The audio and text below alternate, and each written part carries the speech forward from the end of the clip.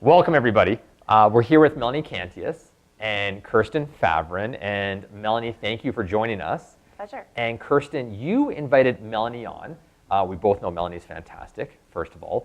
But give us some background about what we're going to be covering today. Yeah, so I have the pleasure of working in the South Office, and you often work in the South Office. And I've kind of watched you have conversations and slowly, you know, Corinne's our graphic designer, and I've seen you chat with her about a few little things here and there too. And slowly, but almost quickly, you've developed this incredible real estate brand that's just so authentic. And it probably seems authentic because I know you so well, but it's beautiful and it's meaningful. And I feel like you've managed to tie a personal brand in with something that's really applicable to real estate clients, but also really applicable to just people and life in general. That sounds philosophical and big, and now you're probably thinking like that was a big thing to say. But all of that together, as the marketing person, there's so many realtors that try and build brands all the time, and they don't have a lot of longevity. You see a lot of people that do something, but there's obviously not a lot of meaning to them, and it kind of fades away or it's not integrated. So we wanted to bring you on because you seem to be really good at this. Oh, thank you. And that's that. So kind of starting off just for the people, tell us a little bit about yourself, because that's important. So your family a little bit, how you got into real estate. So I am a mother and a wife, and I have 4 brothers and no sisters. And that's crazy. Are you the youngest? Are you the I'm oldest? the second oldest. But I grew up in Chestermere, which at the time was tiny, and so you only had your siblings to play with for the most part. So I really had to either join them or just be alone, right? So I chose to play hockey and do a lot of guy things so that I could play and enjoy life, right? But I think that toughened me up and made me a little different than the other girls because they had a softer childhood than I did, perhaps. They had 3 other girls to play Barbies with in their basement. Yeah. And you've learned to not take no crap. Totally, yeah. You don't take no crap from nobody. I don't take no crap. That's awesome. So I think it evolved. When I was in my early 20s, I moved to Europe and I backpacked around and I lived in a foreign country where I didn't speak the language for 2 years. And well, I learned it eventually, but at first I didn't. And what country was that? I lived in France. Wow. Mm-hmm. And so. Are you fluent in French now? Not fluent. No. I can get by. When I had my kids, it kind of went at the wayside. I used to always speak French on certain days of the week with my husband because he's French. And then after I had kids, I was like, I can't do that anymore. It was too frustrating to try to think of my words all the time. So anyway, I lived there, and it was a challenge to backpack around Europe on my own, and I did that. And so I think that when I came back to Calgary, I was really looking for adventure. So I joined the commercial real estate world, which is a very male-dominated industry. And it was tough, especially at the time. There was only half a dozen of us females that were in the industry. So it was a real, thrive to survive and push, and you're in the shark pit all the time, right? So that was a big challenge for me. And then when I had my kids, my son had a lot of medical issues. So I just feel like I've always been in the midst of different challenges, either ones that I put on myself or challenges that were imposed on me in my life. And so I feel like a survivor, so to speak. And so I wanted to bring who I am into my real estate business, because I think that that's why I have some good success, is because I can fight really hard for my clients because I grew up fighting.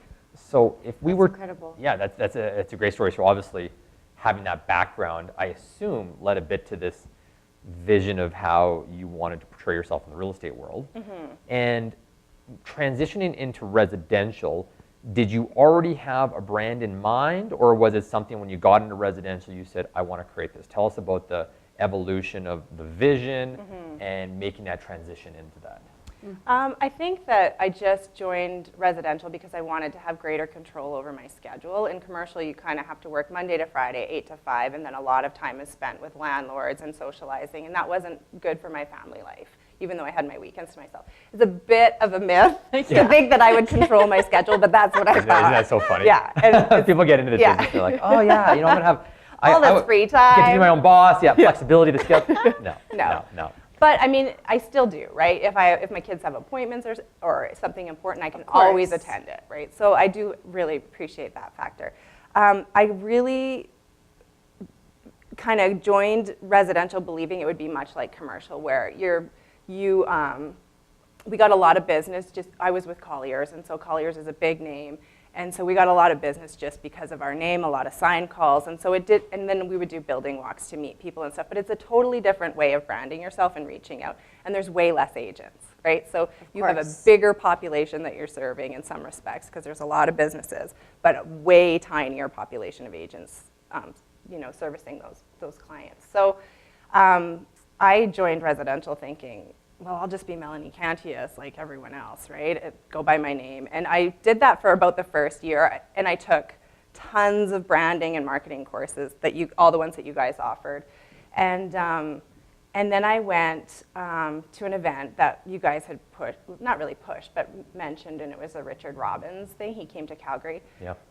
And I went to that, and I was really inspired because basically in that, he was saying, we're going to give you all the answers to be successful. And I was suffering, right? Like the first year was painful. I felt like I was hemorrhaging money and it wasn't coming back in, right? So that sounds like a first year. Yeah. My first year was very similar. Yeah. Yeah. So I forked out the dough to go to Vancouver and to go to his event, which was pretty costly, and it was a hardship at the time. And I attended all the events, or all the speakers, and I came away feeling like there was way too much I had to do. They didn't give me the recipe for success, and I was completely overwhelmed and totally depressed. I cried for probably 2 days when I got home because I just thought, I can't do all of that. A, I don't have the money, and B, it doesn't feel like me. But when as I started to analyze what happened, there was one particular agent that you guys would be familiar with who had gotten up and spoken about how she branded herself and she used like a caricature, and she would take that caricature around and go shopping and have it in her cart. And at the time I thought, that's crazy, I can never do that. I'm such an introvert. You might not believe that, but I am. There's no way that I could walk around and carry a caricature. But what I realized is that there is no recipe, right? Yeah. You can do whatever you want as long as it's authentically you. So I started to just kind of think about who I was and how people saw me. And I would write notes at night, like that's when you do your best thinking. So I kept a notebook beside my bed, and I would just kind of write, like, who do people see me as? So I knew that I always get told that I'm really strong. And whether or not I believe it, that's what people see about me, right? So I would believe that I was really strong. And after I had my daughter, I wanted to do my marathon. But my marathon was kickboxing. I became totally passionate about it. And I don't even know why. I don't know what led me to it. I never did it before in my life. And I was like, I'm going to compete. Before I turn 35, that's what I'm doing. I'm going to compete in kickboxing. So I would train 6 days a week. If I didn't like the trainer, then I would go to someone else who would take me to that next level. So it took me a year and a half of training, and just before my 35th birthday, I competed in my first fight and kicked. Wow. Good for you. That's incredible. Thanks. Seriously. Yeah.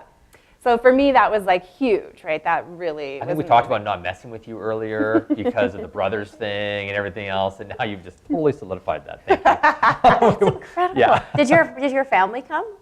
My mom didn't. She didn't want to see that. Yeah, my dad didn't. Fair. Fair.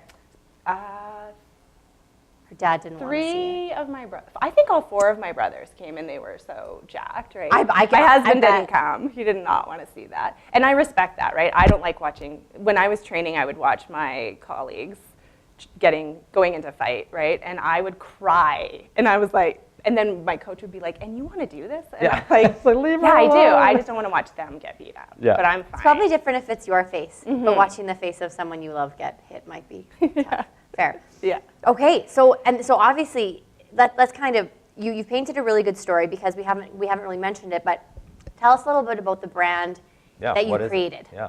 So it started to come to, I'll just back up by just saying one thing. Yeah, I was driving through Chestermere one night, and there's an agent out there that had some really cute riders on her signs that didn't say sold. They said too late, or this one's gone, or something like that, right? And I was like, that's so cute. I'd rather not follow the norm. Yeah. And so between like the wordsmithing and the kind of the notes that I was taking, I just came up with this idea. And so my branding is Conquer It, because I feel like that's what I do. I conquer challenges for my clients. I conquer challenges in my own life.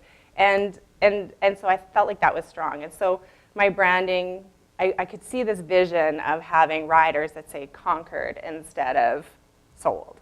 And there's nothing wrong with doing it that way. I just wanted to be a little bit different and have some fun with it and laugh a little. And people remember it too. Yeah, so that's what's happened, right? That people really, and so I'll go out partying with friends, and the references are always about conquering the night, or it just flows into my personal life as well in a quite comical way. Well, that's one of the things that I found, kind of as I've watched you have your brand, because the way, and we'll talk a little bit about this more, but whether you are talking about personal things in your life or something sold, or it's a testimonial from a client, which you're so good at packaging and sharing, the tagline to say conquer it, or past tense, what a conquered, it's so pertinent to so much.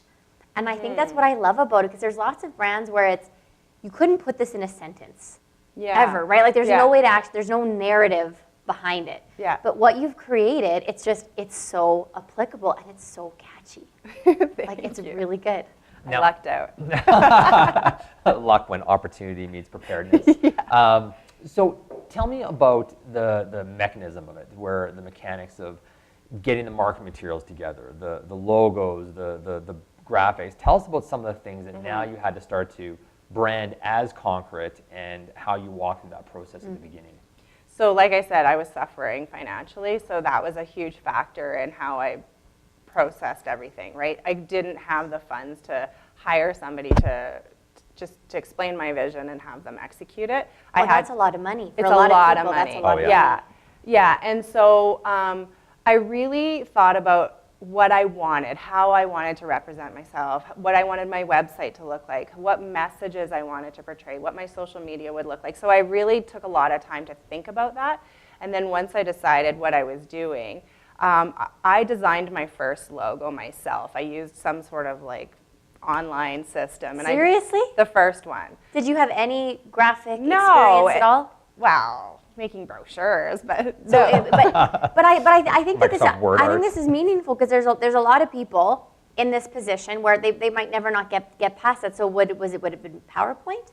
No, it's an online program, and I can try to find it. Maybe I'll send you the yeah. But anyone could use it? Anyone could use it. If I could do it, anyone could do it. It's like, do you want a square or a circle? What color do you want your circle? Where do you want your word? And then they had all these templates, and I played with it for days and days and days, to the point where I was so sick of it that I just sent out like 3 different iterations to my friends and family, and I was like, which one do you like better? And the one that they liked the most, I just chose. And I think I might have paid $5 to do that or something. Like Awesome. It was nothing. And then I got the logo, and then I could make my business cards. But no sooner had I done that I kind of realized I really didn't like it. Like I only used it for a couple of months, and I realized it just didn't resonate with me properly. So I heard about Fiverr, which I know you're familiar with. I think you told me about Fiverr, actually, in one of the training sessions. Yeah.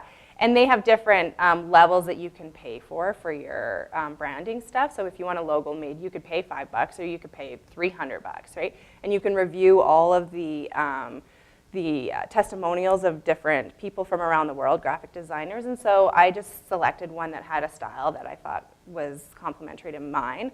And they had really good reviews. I think they were in Indonesia, and it was about $100. And they would do countless revisions until I was happy. Yeah. So that did take a while, but I ended up with something I was really happy Did you with. send them the logo that you currently had as a bit of a reference? Yeah. Did they see that or no? Yeah, they did see that. But then I sent them the ideas, like I really wanted the pattern that I have, something like that, but I didn't know exactly what it was, so I sent stuff that I liked. Like I searched out images and things that I really liked, and I was like, try to get to this, right? It took a while. But you got to it. We got to it, yeah.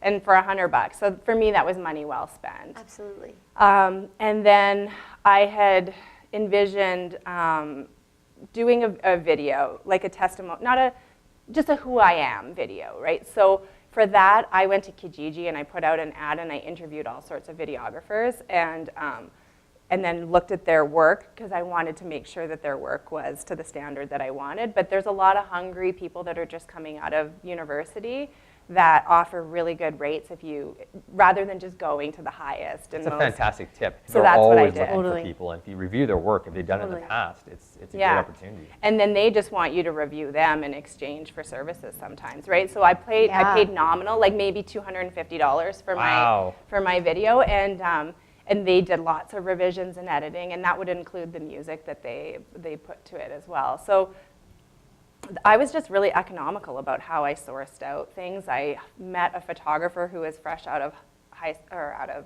university, and she definitely undercharged me. Like, it's a crime what she quoted me versus what she did for me. So I had, I think, 6 images that I was like, this is what I want. Of you? No, I wanted it to be who I am, which is, so it has one image has my kids. Okay. One image has my dog, one image has my husband, and then one image has kind of just me, like the shot that I would put on business cards and stuff. Okay. One image is kickboxing. Yeah. And then I love that one. one is commercial real estate, going into a commercial building, and then another is just me. It looks like I'm stomping on someone. Oh, conquer Yeah, it's really conquering nice. them. Yeah, sort of. I've seen it, and it's nicer than you make it sound. It's nicer than she makes it sound.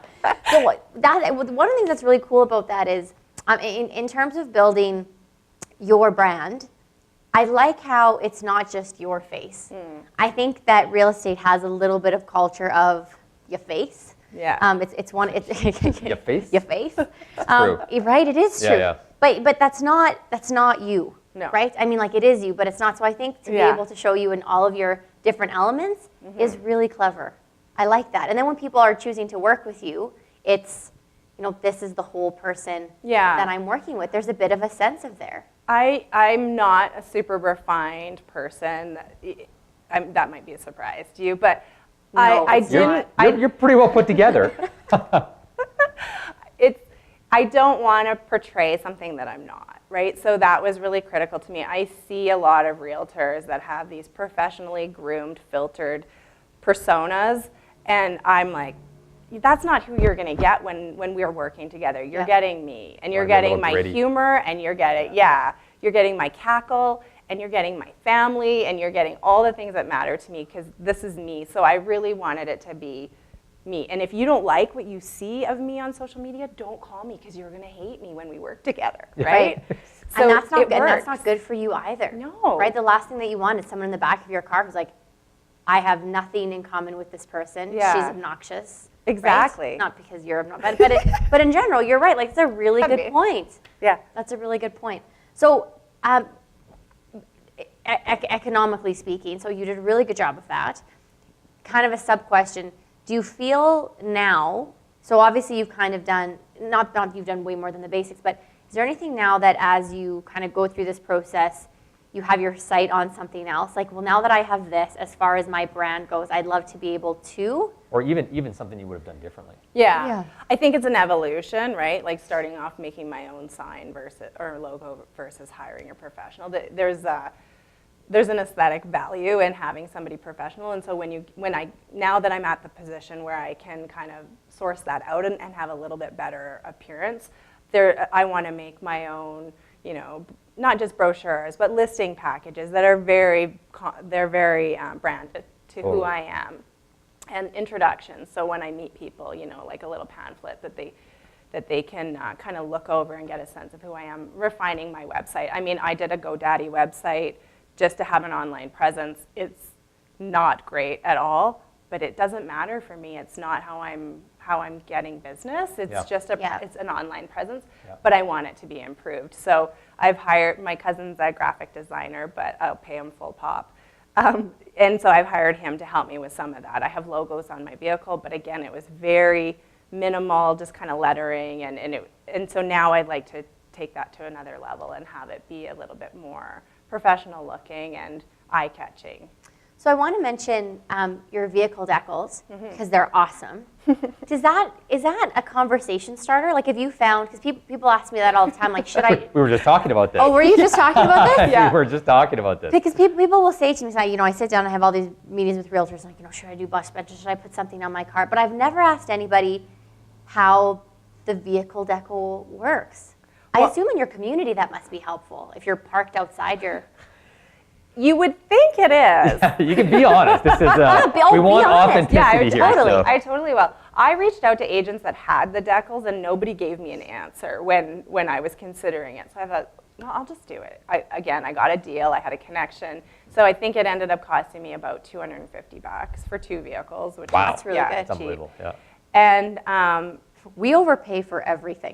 The lesson of this story is I Necessity is overpay the mother of for all everything. invention. It's literally where if you're on a budget, you figure it out. It's Yes. crazy. Yeah. yeah, you just have to hemorrhage money for a year as a I new do. I need to realtor. hemorrhage money you'll for a figure year. it out. So what was the question? Sorry. Vehicle Vehicle decals. decals. Oh, so I was laughing with Lindsay because there was a girl in the office that was saying that she was going to do it. And I was like, well, just so you know, here's kind of my experience with it. I put those decals on both cars. I've had people call me to tell me to smile, or I've had people call me to ask if I sell concrete.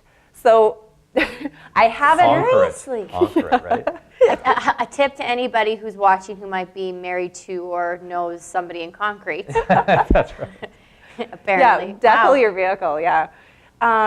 So I haven't actually got any business per se out of having my car decaled, and I think the risk is that if you drive like a jerk one day, then someone's going to call and complain. Which was exactly my problem. Did that happen to you? Twice. We had I actually had to deal with that with one of our realtors who was constantly seen speeding through playground zones Ooh. in their community, and their whole vehicle was branded, and I got an email being like, you probably shouldn't Yeah. drive like X Yeah. if your face and your phone number is on your vehicle. Yeah. You're right. So You- there's a bit of care, I guess, that you have to take if you put that on your vehicle. And it's good because I I could can be never a real put that jerk on on my the road, vehicle. so I try to be a little, like I'm always like, don't give them the finger, be courteous, they have your phone number, right? So that's Yeah. good, it's good for me. So are you going to keep it on, take it off? I will keep it on, and I'll tell you why. I believe that even if it hasn't generated leads, like with somebody calling me, I think it's a conversation starter, right? And I can go to my daughter's school or my kids' lessons, or my neighbors can all see what I do. There's no question what I do. So if they felt comfortable to approach me, it would be something that would lead them to do that. Whereas 67% of people deal with the first realtor they meet. Right. They know you're the realtor. They're not interviewing necessarily. Yeah. It's like, Yeah. Melanie, you can help us with that. yeah. Perfect. Yeah. So I think it's worth it. I just don't. I wouldn't have that as my main source for lead generation. But it is nice that it's a little bit of an icebreaker because we often have a lot of people. I'm in the Rotary Club, or I teach these lessons to people, and I don't know how to get and I've joined the chamber of something, and a lot of people do this with the intention to meet people, but they never want to say I'm a realtor because they don't want it to feel. Yeah. So it's kind of nice to have something where I don't need to say it. They can approach me. We're going to build the relationship outside of real estate, but Yeah. I like that. Yeah. So let's take a break from the actual market materials themselves for a second here, and let's talk about living the brand. And is there anything that you do in particular to when you communicate to your clients, when you serve your clients, anything you do in your day-to-day life beyond what you've said, where you're out and you've said, okay, how do I embody my brand into my day-to-day, in my day-to-day business? I think like what kind of you alluded to in the beginning there, that I'll talk about things that I'm doing in my life, and then I might hashtag conquering. So Nice. On the social media side of things, it could be conquer it or conquered or whatever. I try to bring it back to that because I don't know a ton about social media and all that, but I do know that you're kind of leaving crumbs out there, right? And so every time you do that, there's more brand recognition. So I try to do that, but not like over the top, hammering people over the head. And it's a fine balance, right? Yes. I try not to do it, but maybe I do annoy people with how much I talk about conquering it. I'm not sure, but whatever it is, it seems to be working. And then just in the day-to-day life, I'm just me. Like, it's so simple because I've not created something that's not authentic, right? So it's just authentically me to kind of live out my life.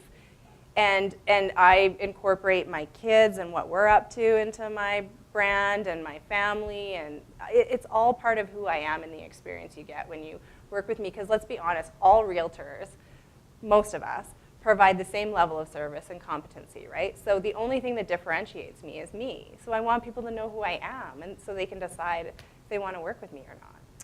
I often think, and I've never, any house I've ever bought, or Lindsay's done.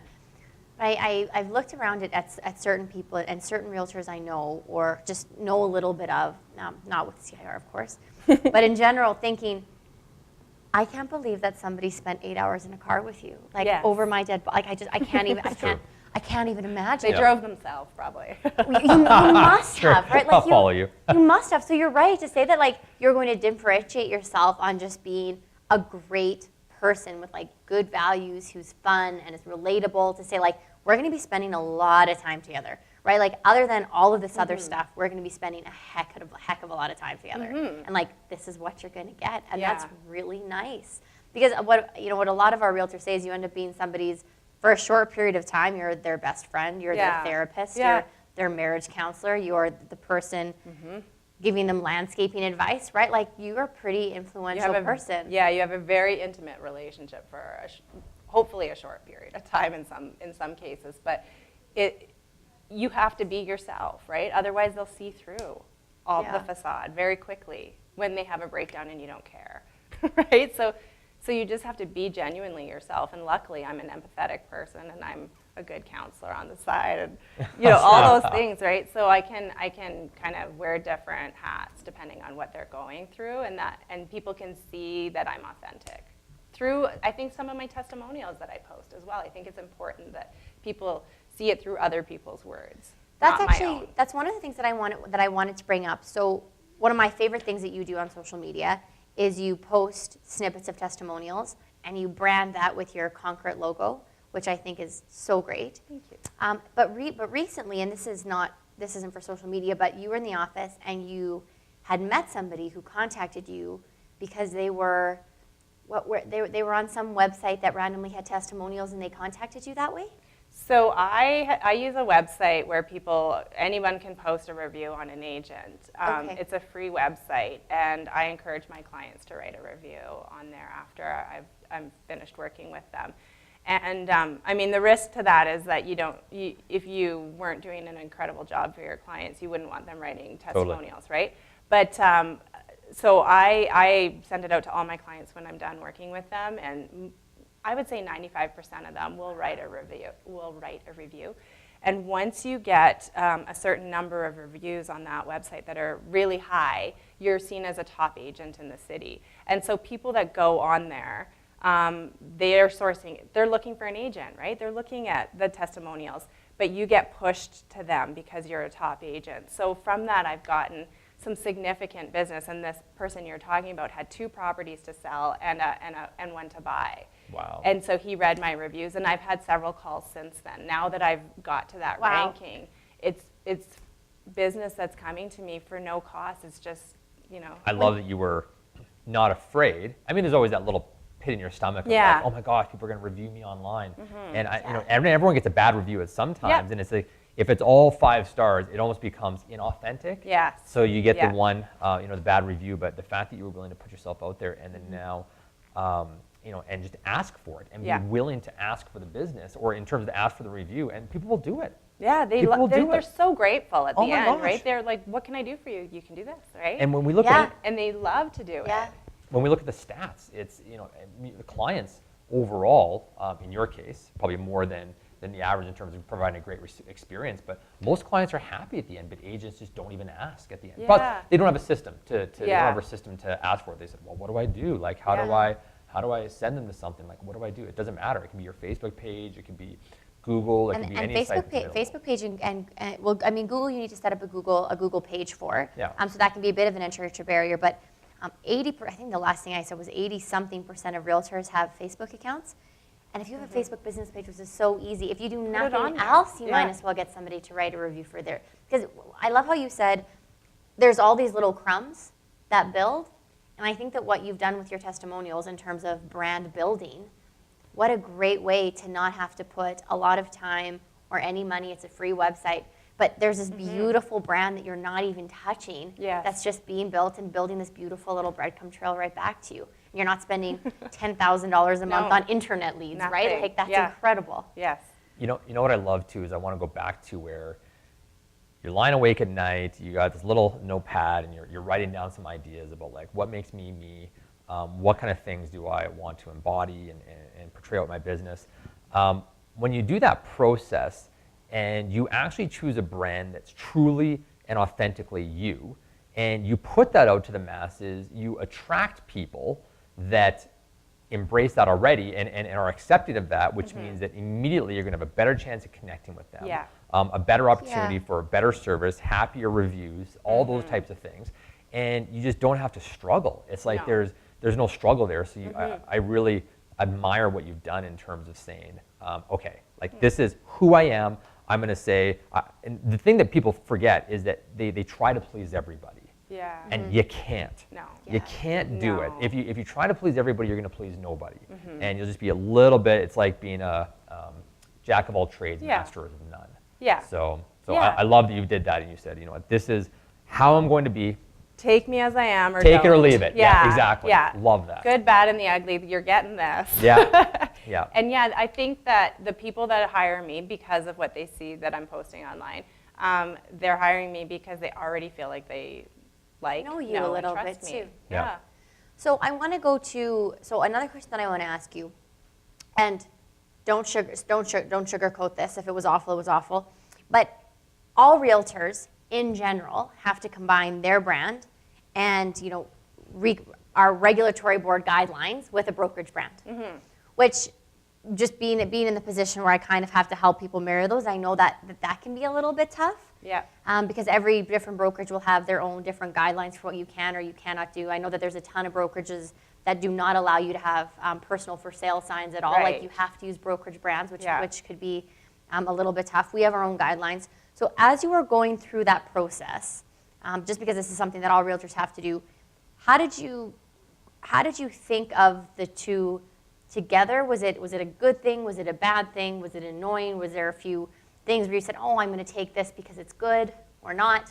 At first, I really wanted to have a sleek black and white look across the board, right? So incorporating the blue CIR logo was a pain for me. It's challenging, yeah. I didn't know how to do it. I didn't want to do it. I felt like it went against what I was trying to do, and so Sometimes it even goes against what I'm trying to do, and I am the brand, so I get Yeah. it. I get it. It's tough because colors are colors, right? Like it's a thing. I get it.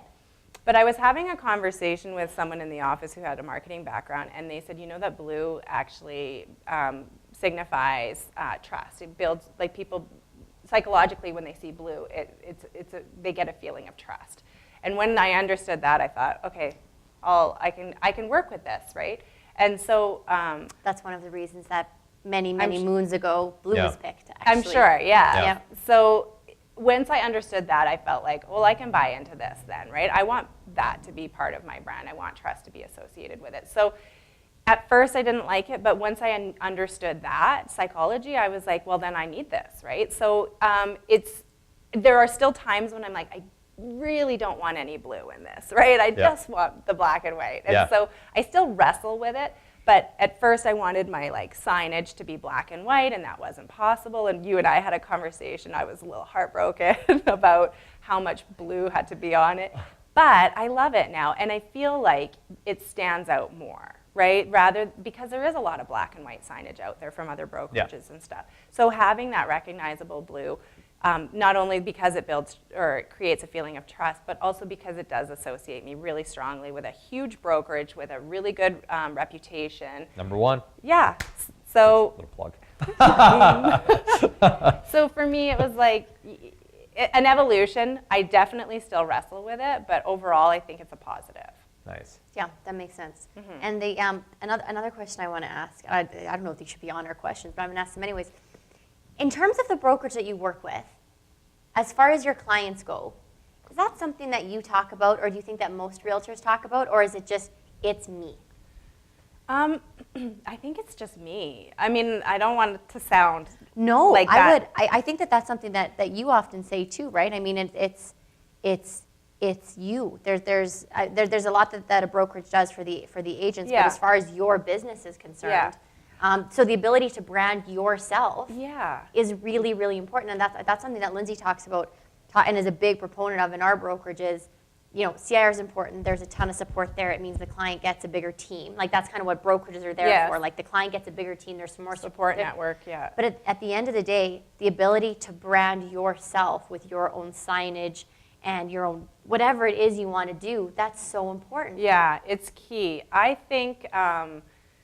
think that as agents, we have stigmas that we associate with different brokerages, right? And I think that can come into play when we're negotiating sometimes. If you poo-poo a certain brokerage, or you think like that they won't be as experienced as someone else from another brokerage. So I think that can play with amongst realtors, but I don't think it plays out with clients. Like, I've never had a client question, who is CIR? Yeah. And they've never said that. They're about, what are you going to do for me? How are you going to sell my property? And how are you going to get me top dollar, right? That's what they want to know.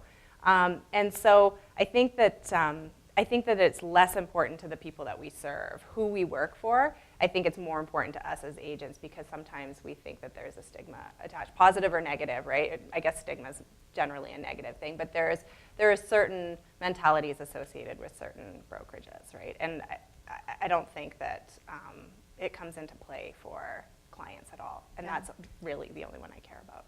You know, Absolutely. we always say, obviously, you know, you're the person that's front facing with the clients, and obviously you have to be the person who is providing the services and out there in the day-to-day and stuff. And what I do say in my classes is just in regards to, it's like providing that back end layer of support. It's like, you know, having where the paperwork goes through 7 different layers before it gets out there, and the specialized management team to have the back end support of all of that. It's incredible. And then obviously the collaboration between, you know, CIR Live and our chats of, you know, having over 200 people see your listings before they come to marketplace. Yes, and you of take course. those different snippets as part of the presentation there. So, Yeah. Well, and that can be part of also your, in terms of, you know, part of the question about brokerage and brand. You know, regardless of what brokerage you're with, it's, are there any other ways that you can deliver value, right? And I kind of like what you said. And if one of those things, you know, the brokerage that you're with is every transaction that I put in, even if I know it's 10 out of 10, there's 7 other people that are going to tell me this is 10 out of 10 before it gets touched. You're right. Like, those are different things that you can just pull together to yeah, to well, add I to your think brand. anytime we bring value to a transaction, I think it's so important that we bring as much as possible. Yeah. And that's one of the things that we always just say is, you know, the power of collaboration that we have from our in the brokerage, and the exposure that we can give to listings and things like that is unmatched. That's definitely So- something I often bring up. That Yeah. you know, and it's not necessarily just for listings. It could be for a challenge that we're trying to overcome. I can put this out to 700 agents and Totally. get feedback. Totally. Or it could be, you know, it's not the right time for you to list your property, but you set up your rental and I'll post it on there, because a lot of our agents are looking for clients that need rentals. Totally. That sort of thing, and that you have that connection to and the potential of reaching 700 other agents. Other brokerages can't offer that, like CIR can. Yeah, so yeah. I think that creates a really strong position in some situations when I'm working with clients. Yeah. Cool. Is the reach. Well, yeah, and I guess that's just it, is knowing that someone's working with you and the ability to be able to make that first and foremost, because that's so important. Yeah. And then taking the little bits and pieces of brand, and that's kind of exciting. I feel like you have 2 brands in it, and that was kind of the question. And how do you marry them? So I guess that's probably a little bit how you would do it. Yeah, totally. Let's last question to wrap it up. Obviously, you've been doing this for a while. You've learned some mistakes. You've done amazing and so many things very, very well. What advice would you give a realtor looking to create an independent brand for their real estate business? I think just to not to copy someone else, just to think about who they are, so that they can execute that over the long term, right? Just to be themselves, and I don't know, not to try to be too polished or too perfect. It's an evolution, and just to be authentically themselves, I think, is what people want. That's what I've experienced anyway. Yeah.